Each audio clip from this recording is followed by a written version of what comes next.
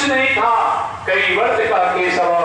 वैसे में वो व्यक्ति कोई डूबते को तीर्ण का सहारा, आप लोग तीर्ण का सहारा मुहावरा पड़े होंगे। कोई व्यक्ति डूब रहा हो और कहीं आपको लकड़ी का बूटा मिल जाए, कहीं क्या मिल जाए और उसी के सहारा हो जाए, होता नहीं कोई। आप तो गंगा किनारे रहने वाले रहते हो, बाढ़ के जब समय आता है तो देखेंगे सर्प से लेकर के बड़े बड़े जीव अपने आप पे किसी सहारा द्वारा अपने आप को बचना चाहता है, लकड़ी पर किस पर अपने आप निकल जाता है, कोई बच भी जाता अपने आप को। वही पांडव था, पांडवों के पास कुछ था नहीं, केवल उनके कृष्ण के अलावा और कोई चीज किसी उनके पास था नहीं। महाराज वैसे में जिन कृष्ण ने, जिन प्रभु ने मेरे पूर्वजों को, मेरे वंशों की रक्षा किया और विजय दिलाई, उन भला भगवान की कथा करने में, गुरु जी सुनाने में राजा परीक्षित ने अपनी कृतज्ञता कर दिया, कंजूसी कर दिया। जो मेरे सहोदर है उनकी महाराज कथा सुनाने में आपने कृतज्ञता कर दिया, चर्चा कर दिया। नहीं, ऐसा नहीं चलेगा। आप विस्तार से उन कृष्ण की कथा को सुनाए जिन प्रभु कृष्ण ने अपने आप में हमारे और हमारे वंशों को अपना किया। तो पुनः सुखदेव जी महाराज का परीक्षा सुनो, तुम सुनना चाहते हो तो सुनो अपने आप में। भगवान श्री कृष्ण की लीलाएं अनंत है, भगवान श्री कृष्ण की लीलाएं अनंत है। उन लीलाओं में सबसे पहले अपने आप में 3 दिन रहे होंगे, पुनः द्वारिका जाना पड़ा। कुछ ही समय के बाद 125 वर्षों की आयु बिता करके अपने लीला को समेट करके उनको अपने लोक में जाना पड़ा। राजा परीक्षित ने कहा, गुरु जी मेरे कृष्ण की आप कथा को सुना रहे हैं, ये बताइए, मैंने सुना है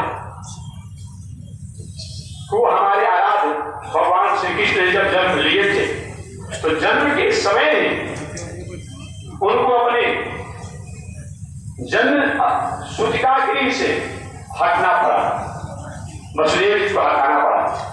ऐसा कभी होता नहीं है।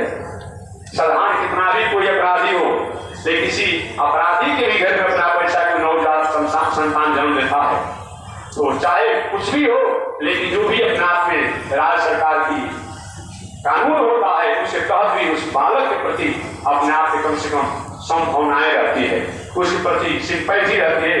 वो प्रभु जन्म लिए और जन्म लेते ही उसी से उनको अपने आप में जमुना जी पार करके ब्रज में जाना पड़ा। तो महाराज आखिर क्यों ऐसा हुआ, इसको मैं विस्तार से जानना चाहता हूं।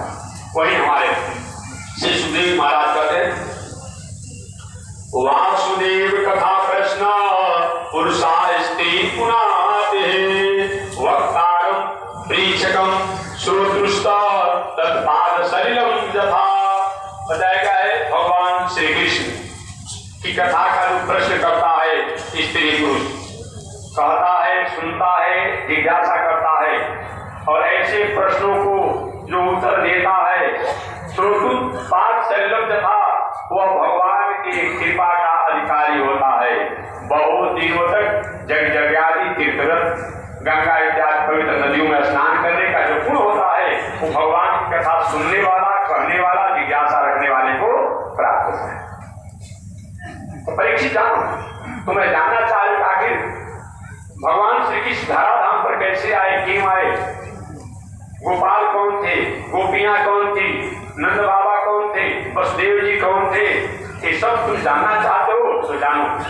गाओ गोप्य जस्टिका कमलासना, गाओ गोप्य जस्य, जितने भी ब्रज गोकुल में गाय थे, गाओ गोप्य, जितने भी गाय थी, गोपियां थी, गोपाल बाल थे, ये कौन थे, गाओ गोप्य जस्य, सब वेद की ऋचाएं ही थे। वेद में कितनी ऋचा है, वेद में 1 लाख श्लोक है, उन 1 लाख श्लोक में 80,000 श्लोक जो है कर्मकांड का है, 6,000 मंत्र जो है उपांड है, ऐसे कुल मिलाकर लगभग 1 लाख मंत्र है। तो 1 लाख मंत्रों में वेद में जो है, वेद भगवान ने विचार किया कि मैं नेति नेति कह करके अपने ऋचाओं द्वारा तो भगवान का हमेशा वर्णन करता हूं और मेरे द्वारा वर्णन किए गए द्वारा लोग, संत लोग, महात्मा लोग पढ़ते हैं, स्वाध्याय करते हैं, लेकिन इन भगवान की ऋचाओं द्वारा मैं उनकी गुण महिमा जस का वर्णन करता हूं, उनका स्वाद कैसे चखूंगा। अरे भाई, आपके पास कोई फल का दुकान है, आम का, सेब का, नारंगी का, सब है, दुकानदारों को दिन भर बेच रहे हैं, मीठा आम है, मीठा सेब है, मीठा नारंगी है, मीठा है, दिन भर बेच रहे हैं, लेकिन आज तक आपने अनुभव नहीं किया। होता है कोई रोज हम सबको पढ़ते रहते हैं कि नारंगी मीठा है, तो आम मीठा है, तो सेब मीठा है, आखिर है कितना मीठा जाना चाहिए ना। इस स्वाद के लिए दुकानदार एक अपने ठंड, यही वेद भगवान के साथ हुआ। वेद भगवान ने विचार किया कि हम दीक्षाओं द्वारा तो नीति वर्णन करते रहते हैं जसगुण का, लेकिन सही उनके स्वाद आनंद कैसे अनुभव किया जाता है अपने आप में, इसके लिए स्वयं वेद भगवान ही गाय बनकर के आए थे, गोपाल बनकर के आए थे, गोपियां बनकर के आए थे। गाओ गोप्य जस्टिका कमलासना। और भगवान श्री कृष्ण जिस श्रेणी से गाय को पूजलाते थे अपने आप में, वो शंकर जी बन गए थे। शंकर सदा का मैं ध्यान तो करते रहता हूं, लेकिन कैसे शांत रहने की अनुभूति होती है वो होना चाहिए। और भगवान श्री कृष्ण के हाथों में जो छड़ी जो था, जस्टिका छड़ी कहा जाता है, छड़ी कहा जाता है, जो छड़ी जो था भगवान को लेकर चलते थे, वही ब्रह्मा जी बने हुए थे। तो समझिए कि जितने देवता लोग थे, जितनी देवियां थी, वही तो गोपी बन गई, देवियां गोपी बन गई थी, देवता लोग अपने आप में गोपाल बन गए थे, और वेद की ऋचाएं गाय बन गई थी। इस तरह से सभी लोग इस धाराधाम पर भगवान श्री कृष्ण की लीला और मर्यादा को स्वाद चखने के लिए आए हुए थे। आगे बढ़ते हैं, सुखदेव जी प्रेक्षित, वो भगवान साक्षात वेद ही है। भगवान श्री कृष्ण दूसरा किसी नहीं है, साक्षात वेद ही है। वेद ही भगवान है, भगवान ही वेद है। वेदो वही विष्णु, वेदो वही नारायण, वेदो वही कृष्ण, वेदो वही नारायण, वेदो वही राम, ये बताया गया। साक्षात वेद ही राम है, राम ही वेद है। साक्षात नारायण ही वेद है और वेद ही नारायण है। साक्षात राम ही वेद है और वेद ही राम है। राम में और वेद में कोई अंतर नहीं है। मैं नहीं कहता हूं, श्रीमद् वाल्मीकि रामायण में लिखा हुआ, श्रीमद् वाल्मीकि रामायण में अपने आप में लिखा हुआ है कि अभी श्लोक हमको याद था, बोल अपने आप में तो आगे पता हुआ।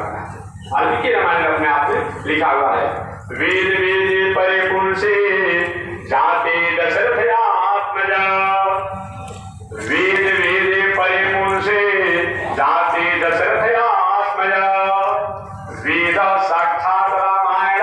बताया गया है वो वेद ही साक्षात जो है रामायण के रूप में आया था, अर्थात रामायण राम जो है, राम का चरित्र है, वो वेद से कहीं अलग। ये भागवत जो है ये साक्षात वेद ही है। अभी प्रश्न महाराज, रामायण और भागवत जब वेदे है तो पहले जब वेद था ही, तो फिर रामायण और भागवत की रचना की आवश्यकता पड़ी? प्रश्न तो हो जाएगा। जब रामायण और भागवत एक वेद है, तो हो रहा है कि रामायण और भागवत वेद है, तो जो रामायण भागवत वेद कहा जा रहा है, तो पहले जब वेद था तो अलग से रामायण की आवश्यकता क्या पड़ी, अलग से अपने आप में भागवत की आवश्यकता क्या पड़ी? तो मैं निवेदन करना चाहूंगा, दुनिया में जगत में वायु की सत्ता है ना, है जगत में वायु की सत्ता है, हवा की सत्ता है ना। अब कोई कहेगा जब जगत में दुनिया में हवा है ही व्यापक अपने आप में, तो काहे पे पंखा और काहे पे कूलर है, काहे पे एसी है, काहे पे अमुक, काहे पे कहीं रास्ता में कोई आ रहा है कि इससे गाड़ी का अपने आप टीप पंचर हो जाए, और कोई कह हमारा गाड़ी का टीप पंचर हो गया है, कह हमसे क्या कहते पूरा दुनिया में वायु है, अब अलग से पंचर क्या प्रदान करो, क्या गाड़ी आगे बढ़ेगी? कुछ तो मशीन रहेगा, अपना वायु वाला भरने वाला काम होगा ना, बस वही बात है। वेद पहले था, वेद पहले था, तो होता है क्यों वाल्मीकि रामायण भागवत? इसीलिए अग्नि की सत्ता सब जगह है, अग्नि की सत्ता सब जगह है। ये लकड़ी में भी अग्नि की सत्ता है, बांस में अग्नि की सत्ता है, ये कपड़ा में भी अग्नि की सत्ता है। बहुत कपड़ा हो, बहुत दिन से अपना रखा रह जाता है, उससे घर में ऊपर कपड़ा जल जाता है, सड़ जाता है। घास बहुत अपना हरा हरा गांज दीजिए, अपने आप भोजन बहुत गर्म गर्म रख दीजिए, वो अपने आप हो जाता है। अग्नि से भोजन पर सकाल कम होगा। फिर सराय तेल की क्या आवश्यकता है। मैं गिलास से पी करके अगली